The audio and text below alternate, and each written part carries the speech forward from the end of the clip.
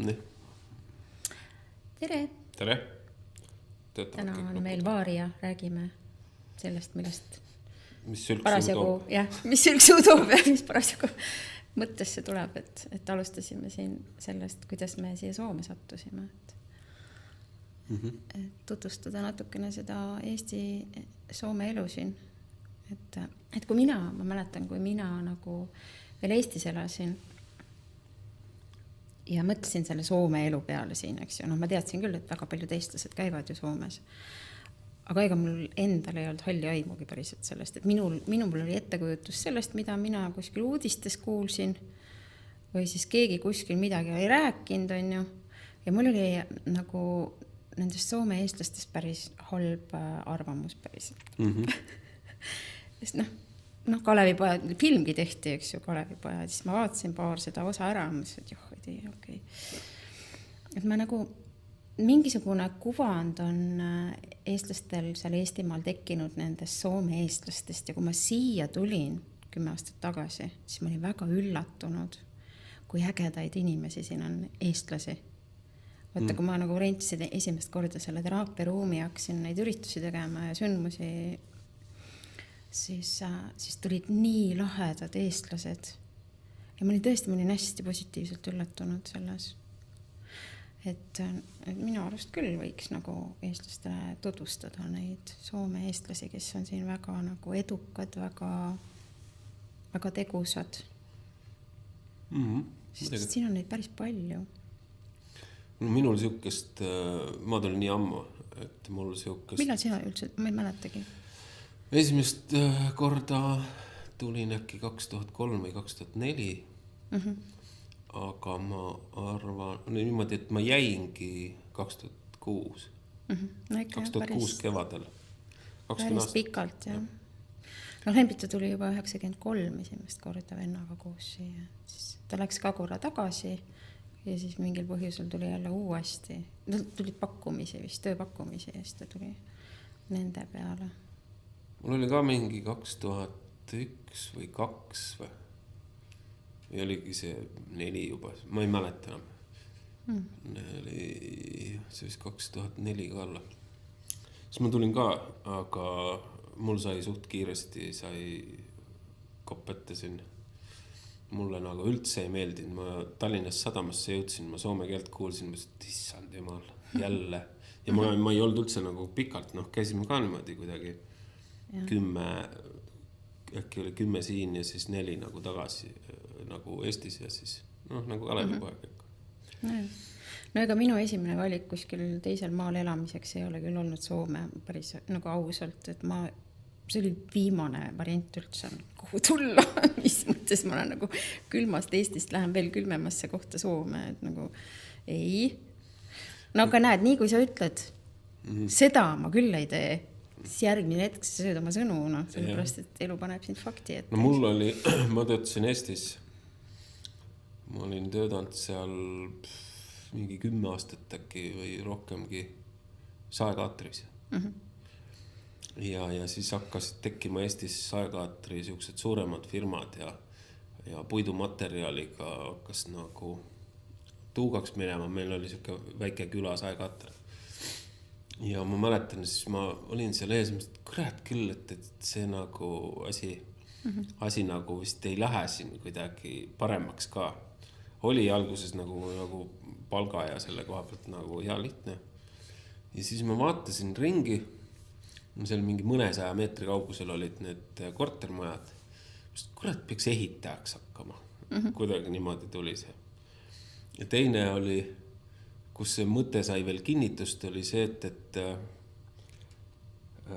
mis saade see oli, ma ei mäleta, kas tegi hommiku televisiooni või oli see mingi kas see ringvaade juba siis oli, vast siin nii kaua ei ole olnud. Aga mingisugune Marko Reikopi saade oli ja siis käis saatekülaline, kes ennustas, et Eesti jõuab Soomele 25 aasta pärast järgi. Siis ma mäletan, mõtlesin, et kurat, kas ma 25 aastat ootama, et Eesti Soomele järgi jõuaks, et miks mitte nagu varem minna.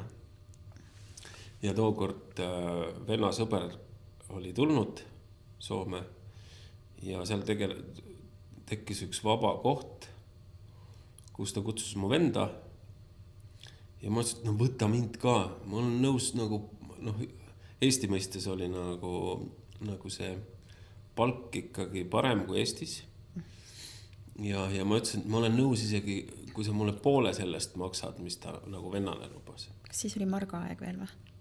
Soomes olid vist 20 aastat tagasi vist oli ikka. Ma ei mäletagi, kuidas, meie saime kroonides sellel ajal palka, ma ei tea. Ja kas oli äkki kuidagi, et 15 000 krooni pakuti siis nagu palka. Ja siis, aga ta ei tahtnud ikkagi võtta, tahtis ainult venda. Ja siis keegi jäi haigeks või mingisugune, ütles, et hea küll, et kuule sa saad ka tulla. Ja tulingi Soome, alguses vennaga olime just abitöölised, plekkkatused, me olime Rannilas tööl. Plekkkatuseid vennal sai suht ruttu Siiber ette. Ta oli metsavee traktori peal juba töötanud, hakkas üle kaalu tekkima, siis nüüd saime uuesti niimoodi füüsilist tööd abitöölistena olla. Kaalu sai alla ja siis ütles, et kurat talle ikka see Soome ei meeldi, vend läks tagasi. Just sarnane siis Lembituga. Lembitul oli samamoodi, et vend kutsus ja vend ise läks ära ja Lembitu jäi. No mina olin veel tookord mingi 3-4 kuud olin edasi. Ka suht ruttu tekkisid seal mingid muutused, et ma olin äkki 2 kuud olnud, ma ei teadnud tegelikult mingisuguses pleksepa tööst või mingi katust tegevust mitte midagi. Ja seal abilisena olles vaikselt õppusid. Arvan, mingi 2-3 kuud olin olnud, siis öelnud, kuule, ma siin vaatasime, et sul tuleb päris hästi välja, et teeme sinust ühe tiimi. Ehk meil olid siis nagu 3 tiimid. Käisime siis eramajadel katuseid panema. Ja niimoodi sai minust ühe tiimi siuke vedaja ja ka jah, kevad, see oli kuidagi aasta alguses läksime, kevadel siis ilmad hakkasid soojaks minema ja siis mõtlesin, et ei taha. Läksin Eesti tagasi. Teega, mul veel üks tuttav ütles, et kuule, tule tema juurde tööle, et ta maksab peaaegu sama palga Eestis. Et võta nüüd need laevapiletid ja elamiskulud maha, et see natukene väiksema. No siis ma olin mingi aasta aega või? Olin aasta 1,5 kuskil olin Eestis. Ja alguses läks väga hästi. Esimesed kuud ja siis vajus see ka ära. Siis läksin oma naisest lahku. Jäin pojaga 2 ja siis mõtlesin, et kurat, Eestis oligi niimoodi, tööga oli ka hästi keeruline ja tekkis jälle võimalus uuesti Soome minna ja rääkisime pojaga ära, et kas ta on nõus vanaema juurde elama minema. Kui vana see poeg oli siis? Mis ta siis oli? 10 või? Päris väike, jah? No ikkagi jah. 90. Ja ta oligi kuidagi nii, et suvel ta siis läkski, oli vanaema juures ja siis ma ikkagi jäingi, et teen Soome ja sügisest ta läks siis Rakveresse, läks kooli. Et jäi vanaema juurde elama. Minul oli jah, ma olin nagu lakku läinud, vaatasin, et rahaline pool jälle kuidagi siuke lonkadi. Kui ma enne rääkis, ma ei tea, mulle tundub praeguseks ka need mustrid nagu, kui ma niimoodi vaatan nagu jätkuvalt ikkagi on kordunud. See on nagu see tsükliline elu, on ju. Ongi, igal inimesel ongi, vaata, peale mingisuguseid aastaid jälle tuleb mingi samasugune olukord, on ju, ja siis saad vaadata, kuidas sa nüüd sellest olukorrast välja Amerika selles numeroloogias ka 9-aastane tsükkel. Ma arvan, et mul nii pikkasid neid tsüklid ei olnud, et mul on pigem 3-4 aasta tagant käisid need siuksed. Minu arust käivad ka tihedamini, süsteemi järgi on ka ikkagi tihedamalt käivad need tsüklid, minu arust on seal 6-7 aasta tagant on mingisugused muutused, eriti suhetes on kriisid, vaata. Ja iga mingi 6 või 7 aasta tagant. Et see tsüklilisus ja mingi süsteem ikkagi toimib siin inimeste eraeludes ja riikide tasandil, et kõik kordub kuidagi. Et kui sa vaatad praegu seda, mis meil siin toimub, siis see kõik on olnud juba. Nüüd on see võib-olla natukene teisel kujul lihtsalt. Aga põhimõtteliselt on selline seis on sama, eks ju. Et nüüd on siis hea vaadata, kui kaugel inimkond on nendega jõudnud, aga nii palju kui mina nagu märganud olen, siis ega see inimese loomus ei ole muutunud. Et kui võtta ära nüüd kõik need hüved, mis meil siin on, need elekter ja kõik sellised,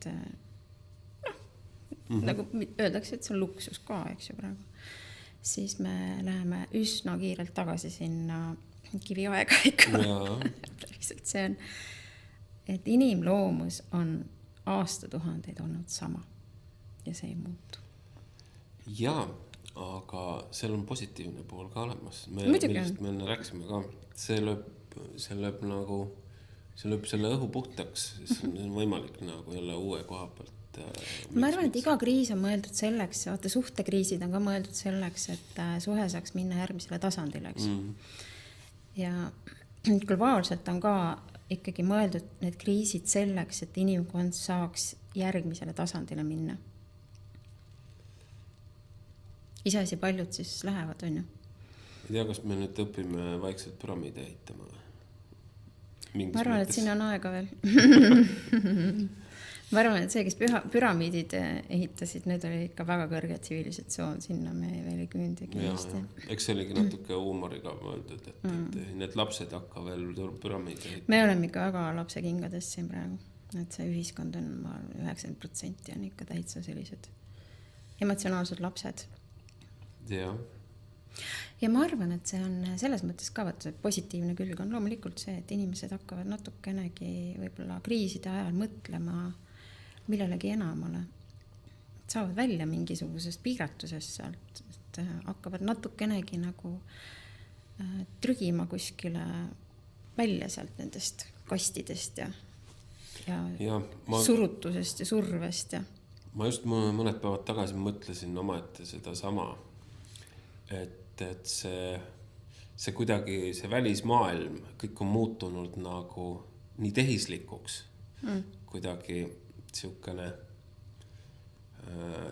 kuidas ma sellele, ma kirjutasin seda ChatGPT-le ka, see on nagu, et jätakse mulje siukesest tehislikust lillelisest elust. Sa mõtled pinnapealsust? Ja inimestel on vaja seda päris asja, ta hakkab tunnetama ja sealt on see närvilisus nagu tekkidki. Et see ehedus on ära kadunud. Jah, no vaata, kui me siis Soome eestlastest räägime, et ma olen paljude selliste inimestega rääkinud, kes siin midagi korraldavad, et Soome eestlane väga ei taha tulla gruppi, et ikkagi see hirm on nii suur siin, et see fassaad, mis on ehitatud, on ju siis, et äkki mingi naabri Malle näeb, et ta elu ei olegi nii ilus, nagu ta räägib, eks ju, või välja näitab, on ju. Et siin on jah, minu arust on siin Soomes 2 sorti eestlasi. Ühed on sellised hästi asjalikud, hästi tegusad ja väga paljud eestlased on alustanud siin oma firmadega. Et isegi kui nad Eestis ennem seda ei olnud firma omanikud, siis siin Soomes nad on hakanud firma omanikeks mingil põhjusel ja ma isegi ei tea miks.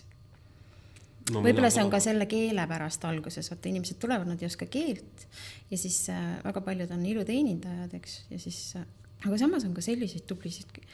Mul on üks tuttav praegu 50-aastane naisterahvas, kes tahab minna ülikooli õppima meditsiini.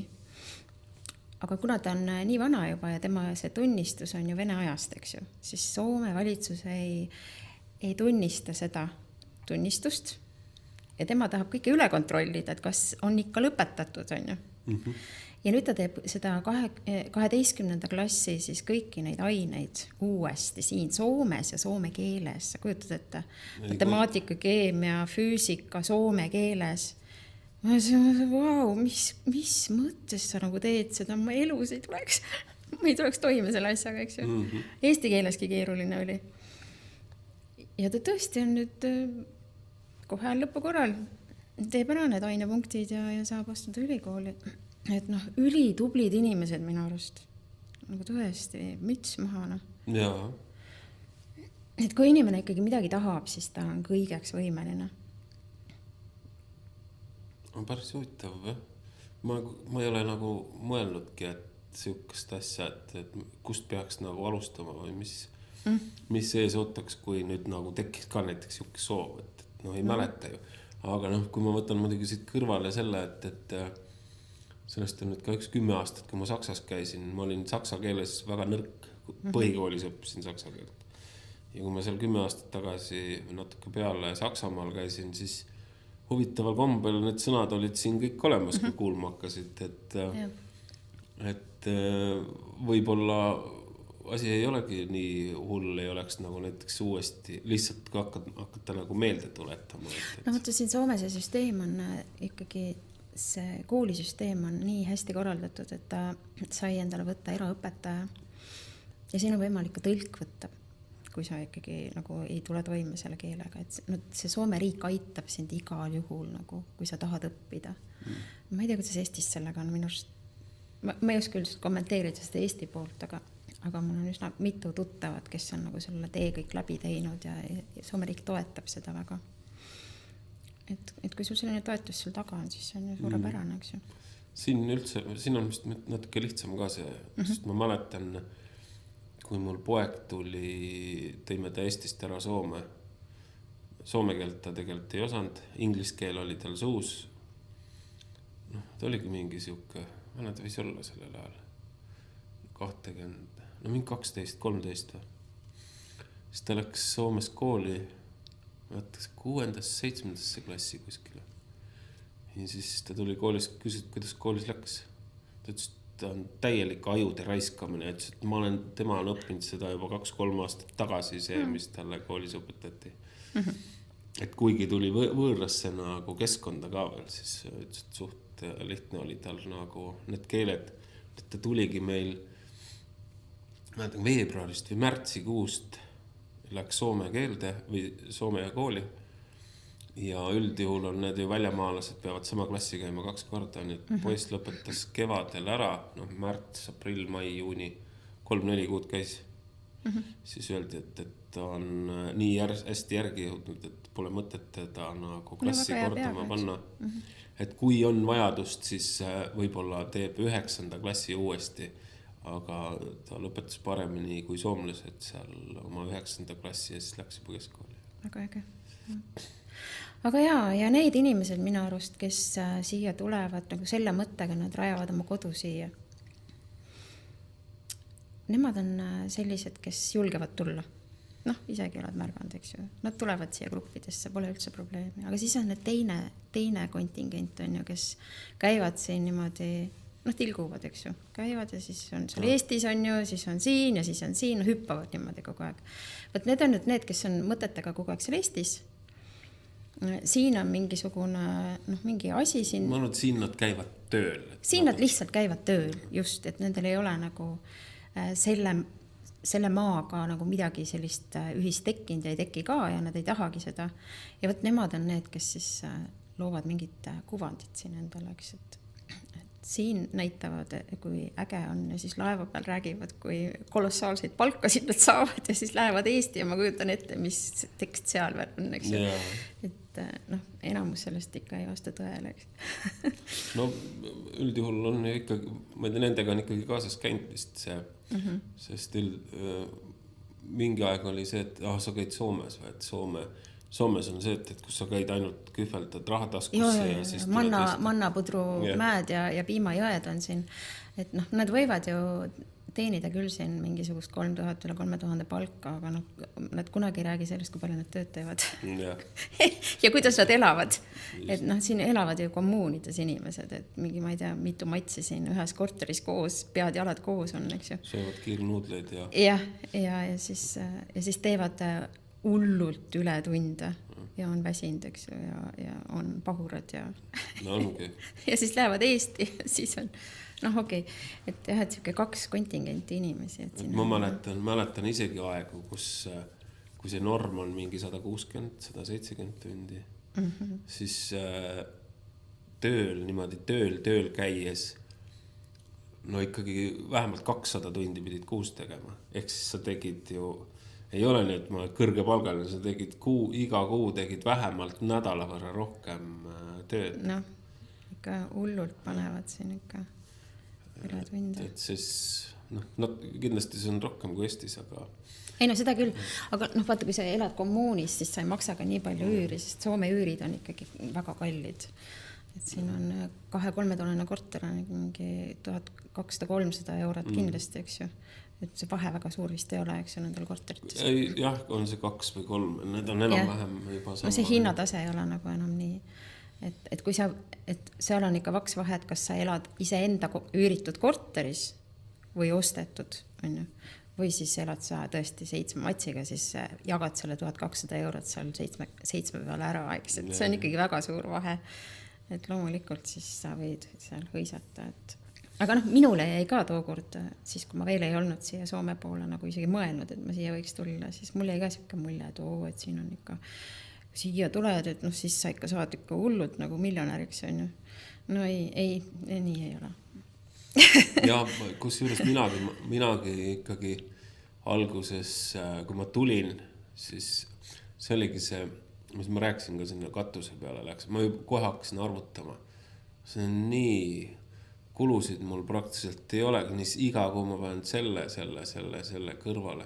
3-4 kuud, rohkem ma siin Soomes ei ole, et siis ma lähen Eesti tagasi ja no võtta, nüüd tuleb 20 aastat siin Eesti tagasi. No võtta, just.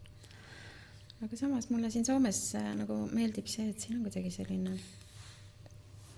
ma ei tea, see energia on hästi rahulik siin võrreldes Eestiga või vähemalt Tallinnaga, vaata, ma ise olen Tallinnast pärit, et seal Tallinnas on väga ärev.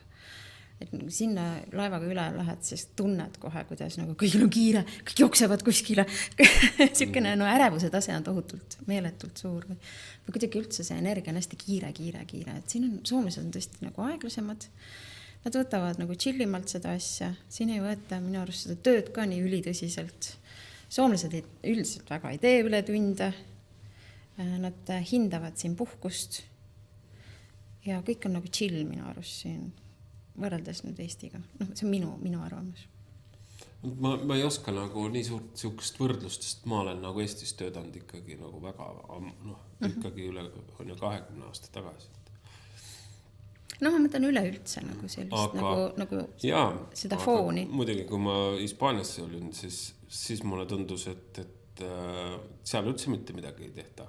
Seal on manjana kogu aeg. Seal oli Siesta ja manjana. Kuidagi läks veel kuidagi siukseks lõbusamaks, et keskelt läbi läksid ikkagi mingi kella 10 läksid tööle. Me tegime kuskil 5-6 tegime, no ikka see 8 tundi ikkagi üritasid selle päeva ära olla. Me ei ütle, et me nüüd selle ei teinud, me ikkagi, kui me tegime tööd, siis me tegime tööd ka. Aga ikkagi kuidagi see rütm läks hoopis teiseks see, et kas on nüüd praegu selgi siin Soomes, et ärkad kell 5, kell 6 hakkad tööle sõitma 7 tööle või seal ärkasid kell 8 või kell 9 ja siis sõitsid tööle, kell 10 läksid tööle. No vaat, ma ei ole siin Soomes kellegi alluvuses töötanud, et ma olengi siin olnud nagu iseenda, et ma olen ettevõtja olnud, eks, et ma ei sobi kuidagi alluvaks. Sul oli ka ju oma firma ju. No ikkagi enamus ajast on sul ju olnud vist oma firma, eks? Nagu ei sellest, kui me nüüd 20 aasta jooksul 10 aastat oli sellest firma. No ikkagi pikka aega. Pole, jah. Ega mulle ka tegelikult, aga ma ei tea, kuidagi ma olen saanud need enda asjad niimoodi tehtud, et mind see nagu oluliselt ei jäiri, et kas ma olen nagu firma omanik või ma olen nagu tööline. See sõltub muidugi ka ju sellest firmast, kuhu sa lähed. Jaa, absoluutselt. Ma mõtlen üldse, kui ma võtan nagu ajast tagasi, siis või tänast päeva, siis ei ole nagu siukest, et keegi peaks mulle, ma ei tea, moraali lugema, et kuule, oleks vaja nüüd, hakka nüüd liigutama või et kurat, et mis sa nädalavahetusel tegid, et miks sa esmaspäeval pommellis oled, või miks sa esmaspäeval tööle ei tule, et siukse asju ei ole, et kohuse, minu enese kohusetunne on nii suur ja nüüd ettevõtja kogemusena ma näen nagu ju, ja tegelikult kui ma ettevõtjaks läksin ka, et mul on nagu need mõlema poole teadmised olemas, et kui sa oled nagu tööline olnud kogu elu, et siis osadel töölistel niimoodi rääkides, siis tekib siuke tunne, et ettevõtjal kasvab rahapuu otsas, et miks sa ei võiks mulle rohkem palka maksta, et sul on nagu lihtne ainult tee uks lahti ja võta sealt ja anna, aga et mingisugused siuksed asjad, et ma nagu näen seda kaugemat, suuremat pilti ka, kui ainult see. Ja ettevõtjal, kui sul on ikkagi alluvad, siis sul on ikka poole rohkem makse. Sa ikkagi, võtta, see palgal olev inimene ei näe neid makse, mida sa seal maksad, aga see on ikka kolossaalne, mida sa maksad seal, eriti Soome riigis on need maksud ikka väga kõrged. Jah. Okay. Mina tulin tänu sellele, et ma sain oma mehega tuttavaks. Muidu ma poleks tulnud. Kindlasti mitte. Ma arvan, ma oleks siiamaani Eestis. Ma arvan, sa räägid lihtsalt lugu. Sulle meeldis tegelikult. Sa tahtsid siia põhja poole tulla. Ei tahtnud, aga tead, ma mõtlen, et miski on mind siia tõmmanud, sest mul on juured siin, eks. Mu isa on ju sealt Karjalast pärit. Sa tulid siis koju tagasi järelikult? No jaa, ma tulin oma juurte juurde. Ja vaata, kui ma nüüd õppisin seal Eestis seda konstellatsiooni ja kõike neid muid asju, siis ma nagu rohkem tegelesin oma ema teemadega. Võib-olla, et ma nii väga palju ei keskendunudki oma isa teemadele. No, võib-olla sellepärast ka, et mul emal oli 2011 suri vähk ja just see nagu sattus just sellesse perioodi. See on minu need õpingute alustamised ja kõik, et ma nagu olin hästi selle sees samal ajal. Ja siis ma keskendusin nagu sellele ema teemale ja isast ma väga palju siis tool hetkel enam nii väga ei mõelnud. Aga vaata, elu ikkagi, tal on omad plaanid. Ja mul tundub, et ikkagi need isa juured tõmbasid mind siia. Sest siin ma sain nüüd kokku ka oma isa sugulastega, kõik tädid elavad siin. Ja kõik see isapoolne suguvõsa on praktiliselt siin Soome pool. Siis nagu soomlased? No minu isa, ema ja isa olid mõlemad, ma nüüd ei tea, isa oli Karjalast, Ingerimaalt on ju, aga kust ema pärit oli sealt, seda ma ei tea, et ta oli puhas siuke Soome nimi, eks Anna-Maria Matikainen, ja isa nimi oli Kempi, oli perekonnanimi, eks ju. Et ma ei tea, kas tema oli ka Karjalast või oli ta sealt kuskilt eemal, mingi jutt kunagi keegi mulle rääkis, et just kui mu vanaema, ema ja isa olid vist puhtad soomlased. Ja seal tekkis ka mingisugune arusaamatus või tüli selle pärast, et mu isa, ema ja isa abiellusid, et just kui mu isa oli justkui nagu halvemas soost või midagi sellist. Aga no ma ei tea, see on mingi jutt lihtsalt, et ma ei ole päris kindel, sest ma kuskilt arhiividest ma ei ole nagu, ma olen kogu aeg mõelnud, ma lähen sinna, peaks minema. Pole siiamaani jõudnud sinna, et nii palju, kui sul genis on keegi seda sugupuud teinud, nii palju ma olen seal näinud. Aga ei ole praegu veel jõudnud sinna arhiividesse, et hakata otsima üldse oma isapoolseid neid kaugemaid sugulasi sealt. Nendest ei ole väga palju midagi teada. Aga jaa, soomlased jah. Et sõja ajal nad siis läksid siit mingil põhjusel Eesti. Oleks võinud minna sinna teisele poole, sinna Rootsi poole ju. Ma ei tea, mis sinna Eesti ronisid. No ju siis oli sind sinna hästi vaja valmis teha. No võt ei tea jah, et mis mingisugune mõte siin kõigel kindlasti oli. Ja. Aga nüüd ma olen siin ja ma olen üldiselt väga rahul, et ma siin olen. No, võt. Ma tõsiselt olen rahul. Pole Rootsis olnud seal. No ega mul selle vastu ka poleks midagi. No, kust sa tead? Rootsi mulle meeldib, ma olen ennem seda, kui ma veel Eestis elasin, Rootsis üsna mitu korda käinud ja Rootsi mulle väga meeldib. Mulle meeldib siuke kunnide energia. Nad on hästi sellised intelligentsed ja näevad head välja. Ja ühe korra seal laevareisiga käinud. Et jah, pole nagu minu teema. Põhja poole ei ole üldse minu teema. Ei või? Ei. Norras ma ei ole kunagi käinud ja ma ei ole Norra on ka väga ilus. Kippunud ka sinna väga minema. Tead, mine. Sulle meeldib trollida maa, väga ilus. Mulle meeldib soe. Joinakas. Ei, mulle meeldib ka soe, aga... Mul sõber käib tööassus seal päris palju Norras just. Ütles ka, et mingi aeg oli, et tule kaasa. Ja siis on pilte saatnud. Võiks ära käia, aga te ei tea ikkagi, nagu mõtled vaba aeg, mis ma peaks kuskile külma kätte minema. No suvel on seal ikkagi soe, et ei ole, no ikka. Seal suvel ei ole lund. Suvel on mägedes lumi, aga muidu on ikka ka soe seal. On ka helgemaid hetki seal. Muidugi läbi huumori, aga mulle tundub kõik siit Helsingist ülespoole, et see on juba see jõuluvana maa, et see on ainult lumi küll. Ma olen küll Romaniemis ka käinud, aga te ei kisu nagu üldse. No, mina ei tea, võib-olla minu juured on siis sealt kuskilt lõuna poolt. Oled sa uurinud üldse oma juuri? Võiks uurida? Mingi 200 vist peaaegu olen uurinud. Need olid küll kõik ühest külast, et need ei ole nii. Ühest külast? No, ma arvan, et see küla oli siis 200. Võib-olla see küla on tekkinud minu sugulastest, ma ei tea. Aga ja seal Ida-Virumaa, Lääne-Virumaa piiri peal on olnud nad seal 200 aastat. Mul õnnestus teha seda ka jälle nagu läbi ChatGPT lihtsamalt. Et nagu sealt kaudu ma nagu jõudsin, ma lasin tal otsida, sest ta saab otsida.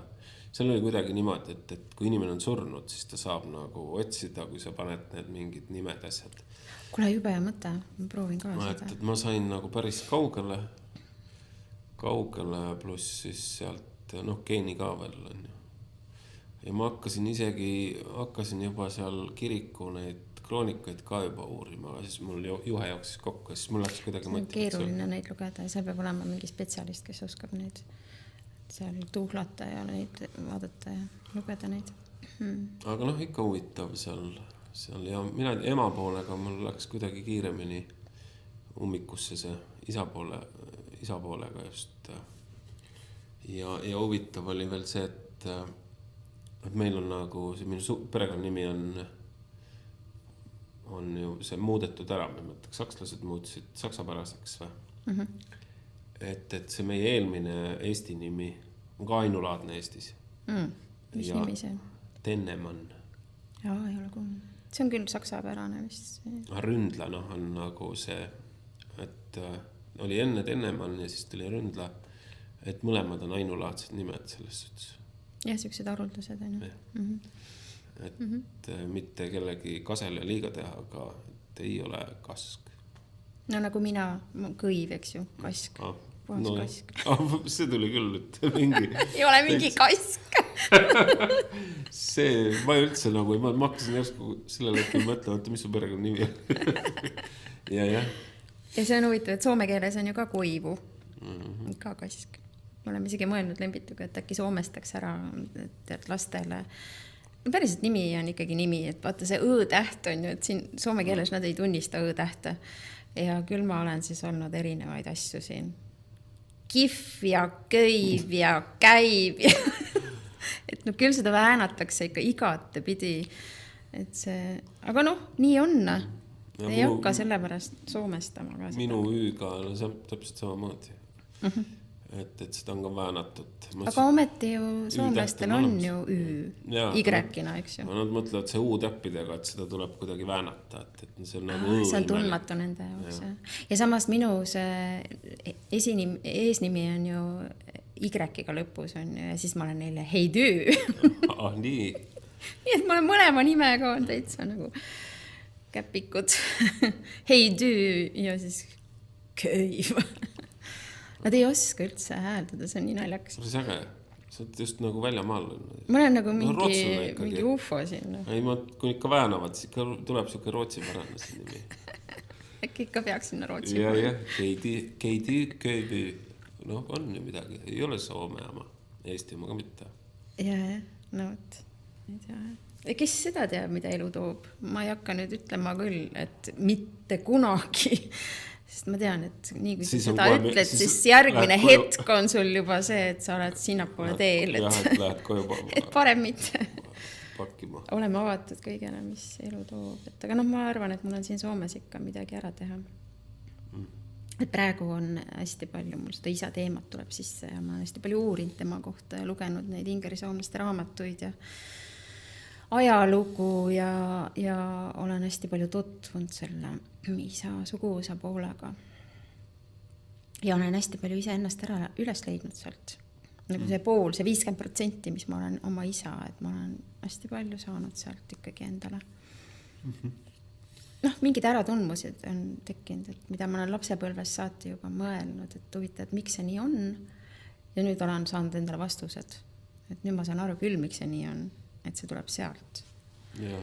Et on vaata vahest meil sellised alateadlikud mingisugused asjad enda sees, millele me ei saa nagu vastuseid, ja siis ühel hetkel, kui saad vastuse, siis teed väga hästi. Et selles mõttes on ikka väga minu arust hea uurida oma suguvõsa puud, et kes on sinu esivanemad, esiisad. Et sealt tulevad meile nii paljud need uskumused, mustrid, programmid, vastused. Et läbi selle epigeneetika, mida me siin oleme üle võtnud, eks ju, et miks me käitume teatud viisil ja miks meil on mingid mustrid siin elus.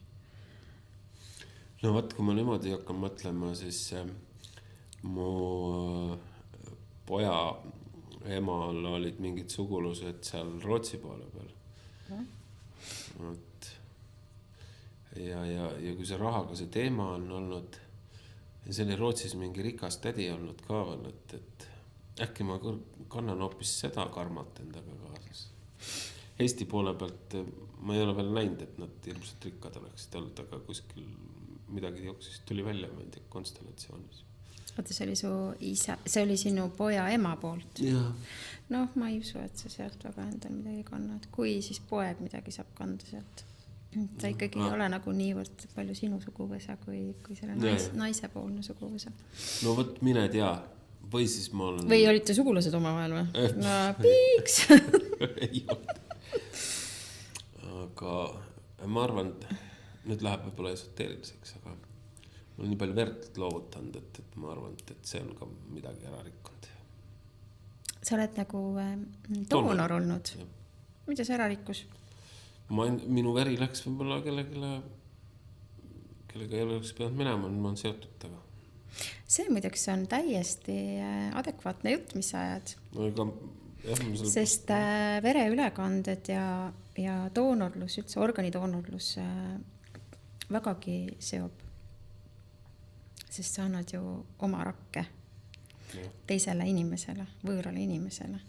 Ja koos nende rakkudega tuleb sellesse inimesse kõik need programmid, mis on sinu suguvõsast. Just. Kaasa ju.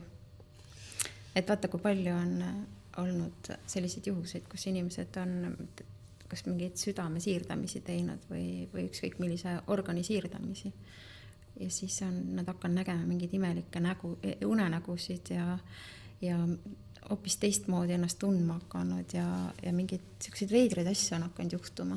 Aga siis, kui mina olen oma verd andnud, siis see peaks nagu mõjutama seda, kellel on minu veri. Ja, just. Mitte vastupidi. Ei. Aga noh, ei ma... Selles mõttes, et süsteemi järgi nad ütlevad, et kui sa loovutad, kui sa oled kellegile veredoonor, siis automaatselt ta saab sinu suguvõsa osaks. Ja sina saad tema suguvõsa osaks. Sellepärast, et kui sa päästad kellegi elu, siis sa mõjutad tema elu nii palju, et sa kuulud iseenesest nende suguvõssa sellega. ma ei tea, kes see siin seda kuulata võib, et see võib kõlada nagu esoteeriliselt, aga ma mäletan, kui ma kuskilt seda lugesin, siis tegelikult ei ole seal väga midagi ulmelist, sest ema tunneb ju lapsega, kui lapsega midagi võib-olla mu lapsega on midagi juhtunud, mingid siuksed asjad on ju näiteks. No aga läbi ema me saamegi ju need rakud endale. Jah, ei, no ongi, aga see lihtsalt see nagu näitabki, et see, et kuigi on nagu päris maailmas on 2 erinevat inimest, siis mingi kusagilt moodi nad jäävad seotuks ja kui toimub vereülekande, organi ülekanne, siis miks see seotus ei peaks siis töötama, et no. Töötabki. Sa annad inimesele oma rakud lihtsalt ja siis ta sisaldab sinu rakke. Et no, ja siis tekitab see selline et nagu see pole küll otseselt sünnitamine, aga mingis mõttes nagu justkui on ka, et tuleb see, läheb teise kehasse need rakud, No ja siis räägitakse nendest katseklaasi lastest ka ju, on ju. Et kui antakse see munarakk ja siis seemnerakk ja siis see surrogaat ema eks ju kannab ja siis öeldakse, et see ema üldse ei puutu asjasse, on ju, kes seda kannab. Mida? See on nagu nii pinna peal. Kuidas saab niimoodi öelda, et see ema ei puutu asjasse? Ta ju ise kasvatab selle lapse oma üsas üles, ju tema rakkudest saab ju see laps ju keha. See keha ei kasva ju niisama seal ju. Ja see võib-olla tänaseks hakkab vaikselt tulema, aga ma ei tea, millegi pärast tundub, et varasemalt on inimestel ikkagi arvamus olnud, et laps ei ole laps sinnamaani, kuni ta sünnib. Jah, on küll. Et sealt nagu see tundub, et ei, no mis mõttes nagu, et on ju võib-olla see surrogaatsus või need munarakk, seemnerakk, et see nagu ei mõjuta, no tegelikult me ju teame, et see mõjutab. Vägagi mõjutab. Et see ei saa olla niimoodi, et üks ema kannab lapse 9 kuud välja, sünnitab ta ära ja siis nii pritšom. See ei saa olla nii. 9 kuud on laps kogunud seda. Ja ta on ju sinuga ühenduses kogu aeg ja kuulanud sinu südamelööke, sinu tundeid, sinu emotsioone läbi elanud. Et kuidas saab niimoodi öelda, et see ema nagu on täiesti läbi vere tulnud mitte DNA keegi. Ja kõik asjad. Kõik ju, muidugi, loomulikult. Et see, ma loodan, et aina rohkem tehakse nagu neid uuringuid ja ikka aina rohkem ikkagi tõestatakse siin ka neid asju. Et... Aga nagu me siin oleme eelnevalt rääkinud, sa ütlesid jälle, et see tingimusteta armastust ei ole olemas. Ei, tingimusteta armastus on olemas, aga mitte paari suhtes. Ei seda küll, et nagu, et lapse ja vanema vahel ka nagu tihti seda ei teki ikkagi nagu. No lapsega tekib, laps alati armastab oma vanemaid tingimusteta, aga tänu sellele, et laps armastab oma vanemaid tingimusteta, on ta võimeline võtma oma vanematelt mida iganes üle, et neid tervendada. See tingimusteta armastus on ainult lapse puhul. Sest ega need vanemad ka ei armasta mu lapsi tingimusteta. Ei, no ma just seda poolt ma nagu mõtlesingi. No kohe hakkavad ütlema sulle, milline sa pead olema, mida sa pead tegema hakkama, mida sa pead õppima. Sul on plaan on juba kõik olemas, on ju. Ennem seda, kui sa veel sündinudki oled, siis on juba, kõik on teada, mis sinust saab, eks ju. Et see kujundamine hakkab ikka kohe, juba selle ema üsas juba läbi ema nende mõtete ja isa mõtete hakkab see kujunemine pihta seal. Et need inimesed, vaata, mul oli siin postituses siin, et mis on armastus, on ju. Et siis, kui sind ikkagi hakatakse juba nii varakus eas kujundama kellekski, kes sa päriselt ei ole ju. Ja siis sa ei saagi ilmneda iseendana. Sa sünnid ära ja sa juba oled keegi teine. On ju? Ja inimesed ei tea, kes nad on üldse. Mul pole õrna aimugi, kes ma selline olen ja siit tulevad need probleemid. Väga paljud inimesed ütlevad, et minu sees on tühjus. Ma ei tea, mida ma tahan siin elus. Ma ei tea oma eesmärke. Põhimõtteliselt mitte midagi ei teata. Null, eks ju. Aga see ongi see, et ma ei ole saanud olla mina ise. Ma olen pidanud olema kogu aeg mingisuguses rollis kellegi jaoks. Ma ei ole sobinud kunagi sellisena, nagu mina olen.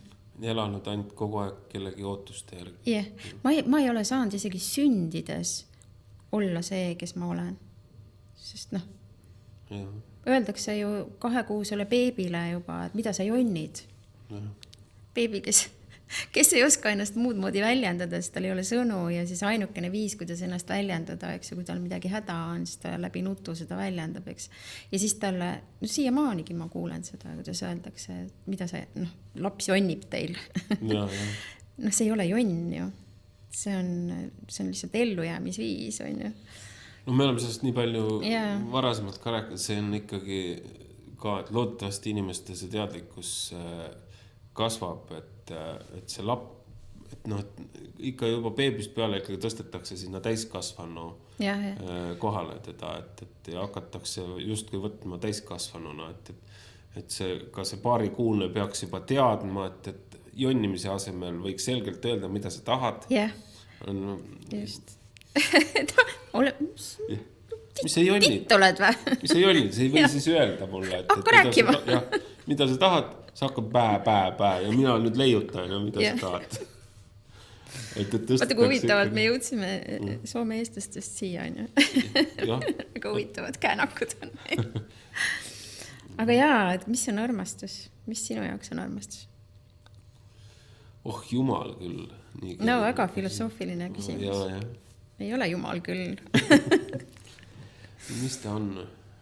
Aga samas võib-olla on ka mingi jumalaga seos seal. No, me oleme ju loojad, nii et on ju. Eks see... Ma nüüd mõtlen, kuidas ma peaks vastama ausalt või siis või andma õige Meil on siin ausad vestlused, nii et ausalt üks vastus õige vastuse või... Ei, no vaata, kui sa räägid üldse armastusest, siis siin ruumis võib olla 10 inimest ja igaüks näeb seda täiesti erinevalt. Ja muidugi. Igal ühel on täiesti oma tunne see. Ongi, aga... ei ole ühte mingisugust definitsiooni, mis asi on armastus. Aga kõik arvavad, et kõik saavad sellest ühtemoodi aru ikkagi. Kõik arvavad, jah, ja samas ei saa, eks. Ja siis nad on hästi üllatunud, kui nad saavad aru, et armastus on hästi neutraalne ja rahulik tunne. Seal ei ole mitte mingisugust armumist, seal ei ole mitte mingisugust draamat, seal ei ole mingit kirge. On hästi siuke rahulik seisund, on ju. Et kui siin konstellatsioonis näiteks panna see armastus siia, eks ju, siis armastus, pärast see asendaja ütleb, et väga veider, täiesti neutraalne. Jaa. Et ootused on hästi sellised, nüüd ma olen suur armastus, aga siis tekib siuke tunne, et mis see olen. Aga ma mõtlesin, et kas nojah, see ei saagi seda nagu defineerida päriselt nagu, see ongi nagu iga ühe jaoks täiesti erinev. No, kuna me paneme sinna armastuse taha väga palju enda vajadusi, eks, siis ongi igal ühel omad vajadused. Põhivajadus on ikka see, et me tahame, et meid armastatakse. Me võib-olla isegi ei taha niivõrd palju seda, et meie armastaksime, vaid seda, et meid armastataks. Ja siis on seal need ootused, milline siis see, kuidas see inimene peaks meid armastama. Jah. Aga ma arvan, et mulle on nagu mõlemad pooled olulised. Ikka, loomulikult on. Et nii see ise armastada, kui olla armastatud. Okay.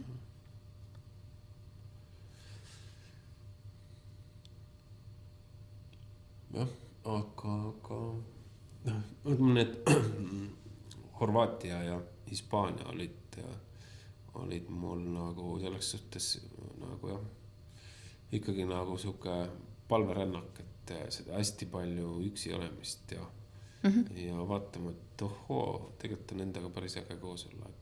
Minu arust inimesed võiksid üldse praktiseerida rohkem üksi olemist. Et inimesed kardavad seda üksi olemist, on ju. Aga just seal üksi olekus, ma mäletan, kui mina seda hakkasin kunagi. No mul ei jäänud midagi muud üle, lihtsalt ma pidin selle läbi tegema. No, ma ikka vingerdasin maas, mul oli ikka nii valus. Kui ma ühel hetkel ikkagi saingi aru, et ma olengi täiesti üksi. Ja isegi siis, kui sul keegi kõrval on, ikka oled üksi. Ja siis seda läbi teha selles üksinduses. Väga valus. nagu päriselt väga valus. Aga kui sa selle läbi teed, siis sa saad aru, et sa ei ole üksi. Jah. No. Et inimesed ei saa aru sellest, et miks peaks olema üksi. Aga just vaata see, kui me ennem rääkisime, et laps sünnib siia ja juba teda kujundatakse, eks ju, juba eos kellekski teiseks, et siis see üksi olek toob siin nii kohale ise endasse, et sa hakkad nagu lihtsalt näedki seda ise ennast, on ju. Võtad need nagu ootused maha, teiste ootused endalt maha, siis nagu see üksi olles. Jah, ja siis sa hakkad nägema võib-olla seda ka, et mida mina siin maailmas üldse teen ja mida ma tahan siin teha. Mis ma üldse tahan, kes ma üldse olen selline, miks ma üldse tulin siia. Et seda võiks küll iga inimene praktiseerida. Ma olin ka kunagi selline suhtesse turist, vaata. Ma ei suutnud nagu hetkekski mõelda selle peale, et ma võiksin üksi jääda. See oli nagu välistatud. No, kõige suurem hirm, üldse nagu, mina üksi, ei. Ja siis oligi nii, et ennem kui ma ühest suhtest lahkusin, ühe korra ma lahkusin ka niimoodi, et lihtsalt mul oli sellest suhtest nagu siiamaani, nagu ma ei jaksanud lihtsalt enam. Ja siis ma tegin selle otsuse, et nüüd, kui ma siia jään, siis ma lihtsalt nagu ma ei tule nagu toime selle asjaga. Ja siis ma otsustasin küll, et nüüd on kõik. Järgmine päev olin ma läinud sealt. Ja siis mul oli küll pool aastat, ma nautisin seda, et ma olen üksi. Päriselt nautisin, ma imestasin, kuidas võimalik on. Ma naudin seda, aga siis see näitas ka seda, et see suhe oli lihtsalt nii vale asi. Et kuidas see ruineeris. Vaata, kui sa seal suhte sees oled, siis sa võib-olla ei saa arugi sellest, eks. Sa juba harjud ära, inimene harjub kõigega, eks. Et sa juba harjud ära selle olukorraga, mis seal on. Ja siis, kui sa sealt välja astud, siis sa saad aru, et kus kohas ma tulin nagu praegu välja. Et see ebanormaalne olukord täiesti. Ja siis oli küll pool aastat, ma suutsin nautida seda. Et ma isegi ei mõelnud selle peale, et mul võiks olla mingi uus suhe. Ja. Sest ma olin lihtsalt nii kurnatud ja väsinud sellest. Aga siis läks see pool aastat mööda. Jah, ma mäletan, kui ma oma teisest naisest lahku läksin, siis ma mõtlesin ka, et nüüd aitab, ma ei taha ühtegi naist. Ma mõtlesin, et üldse, et ma hakkan siukseks, nüüd hakkan tõpraks üldse. Selline plaan oli sul. Oli sul mingi stsenaarium ka valmis? Ainult kui siis ühe öö suhe ja nägemist kõigele, et mul oli nagu nii kindel, ma kuradile, et nagu siis muidugi oligi peale seda ma hakkasin nagu, sest sellel ajal, kui ma selle mõtlesin kuradile, et ma hakkan nagu tõpraks, siis süüdi olid ikkagi sellel ajal veel teised. Ikka.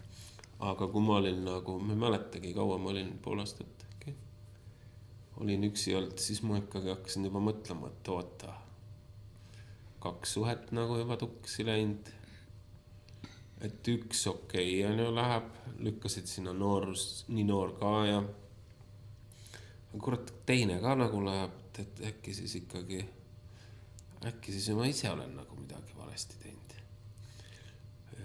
Ja siis ma otsustasin muidugi imitsid ka hakata muuta. Ma olin siuke Backstreet Boysi, see Nick siuke, mingis mõttes. No mul olid siuke kukal paljas ja siis ma niimoodi juuksed olid siuksed. Selline potisvang oli. Jah. Ma ei kujuta sind ette. Mul on muidu küll väga elav kujutusvõime, aga no, aga siis jah, hakkas vaikselt seda hakkasin ära muutma ja ja nii ta nagu läks. Ma kuidagi, ma arvan, et siis ma hakkasin, peale seda ma hakkasin äkki meheks kasvama peale seda otsust. Kui vana sa olid siis? Mis ma olin? 26, 7. Just, paras iga. See kuskil 30 tuuris ongi see esimese tsükli lõpp, eks ju, inimarengus. ja siis inimesed hakkavad tavaliselt mõtlema, et siin on veel midagi. No siis, ja ma arvan, riided muutusid ja kõik. Kõik, et mul oli ikkagi varasemalt, see 90-ndatel olid ikka ju siuksed kotis Texased ja 3-4 numbrit suurem Texa T-särk või see Texa särk või bluus või. Siis nagu hakkasid särki püksi panema. Ja, huvitav see, ma tahaks muidugi seda pilti näha sul selle soenguga, aga kas sa tead, et Lembitu oli hevimees ja ta oli poolde selga juuksed? Ahah. See oli siis meie oma vahel. Ma olen pilti näinud. Ei, no teda küll ei ole. Ei, on ju? Mul oli mingi... Ei, ta ei olnud hevimees, ta oli punkar. Vabandust, Lembitu, ta oli punkar. Jah, solvab ma. Ja, ei, 2 täiesti erinevad isikut. Minul see siuke pikk nagu Gunnar Krapsi soeng lõppes kuskil seal 8. või 9. Sul oli ka selline? Mul oli ka niimoodi. Tagant pikad ja siis ja ma mäletan, Kohtla-Järvel käisin Juuksuris, siis seal lõigati just nii nagu kui mujal oli, lõigati tagant juuksed nagu õhemaks, nad olid küll pikad, aga nad lõigati õhemaks, siis Kohtla-Järvel oli just nii nagu Gunnar Krapsil oli, nii et õhemaks ei lõigatud, nüüd tulisid nagu kuidagi otse niimoodi paksult läks sinna alla. Aga sellest mul pilti ei olnud ja siis tehti nagu pealt läks nagu selleks jukseks siiliks või kuidagi polbi. Väga huvitav, väga põnev. No ma mingi aeg siin mõni paar aastat tagasi, siis kui ma tulemusliku mõtlemise koolitusel käisin, siis seal oli, et kelleks sa tahad saada, sellena hakka käituma. No mul oli esimese asjana, kes mul pähe tuli, oli Richard Branson, ma tahaksin. Ja.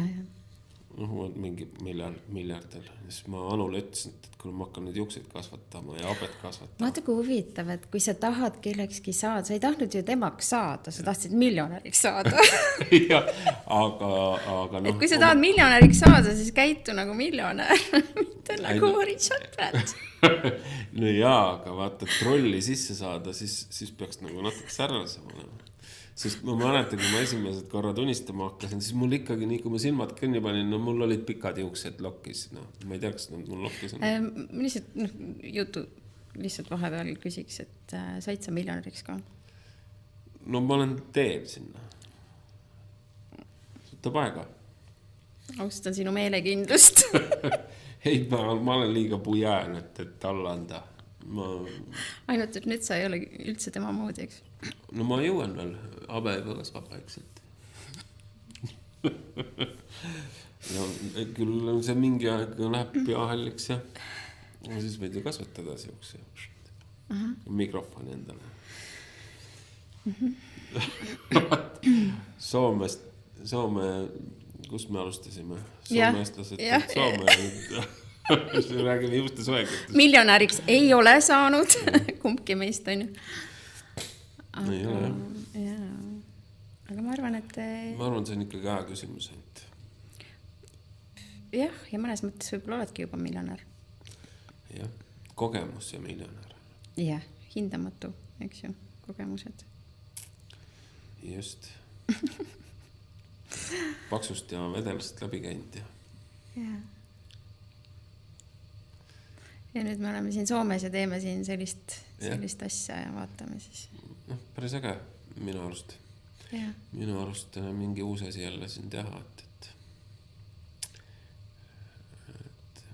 ma tean, me peakski võib-olla millalgi veel võtma täitsa teemaks, et mis siin nagu kõik võimalik nagu teha, kui tahaks nagu sellest mingist igapäeva rutiinist kas või välja astuda.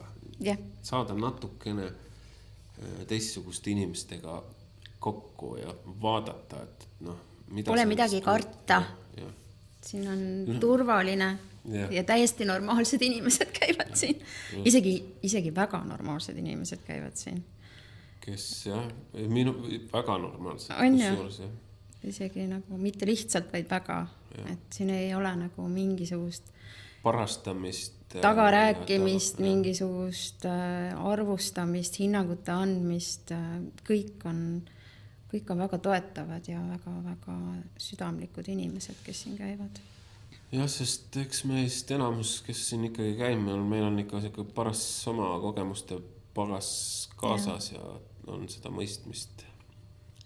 Ja no lõppkokkuvõttes sa saad ikka aru, et kõigil on ju täpselt samasugused probleemid, et keegi pole kuidagi erilisem või? No see on nagu lausa müstika, võtta konstellatsioonides on hästi palju seda välja tulnud, et keegi hakkab oma lugu rääkima ja kõik, enamus leiab sealt, et no mis asja minust räägib. Jah, leppisite kokku siin midagi või? Et kõik, kes hakkavad oma teemat rääkima, kõik räägivad sinu lugu nende juurde. Jah, just. Et jah, aga aitäh teile kuulamast. Seekord tuli selline sota-puta. Rääkisime, millest tahtsime. Ma arvan, et see on ka selline mõnus kuulamine. Aga saatke ikka küsimusi. Ja tellige kindlasti kanalid ka. Ja jagage, laikige. Mitu pead on ikka mitu pead. Teha mingit äget asja.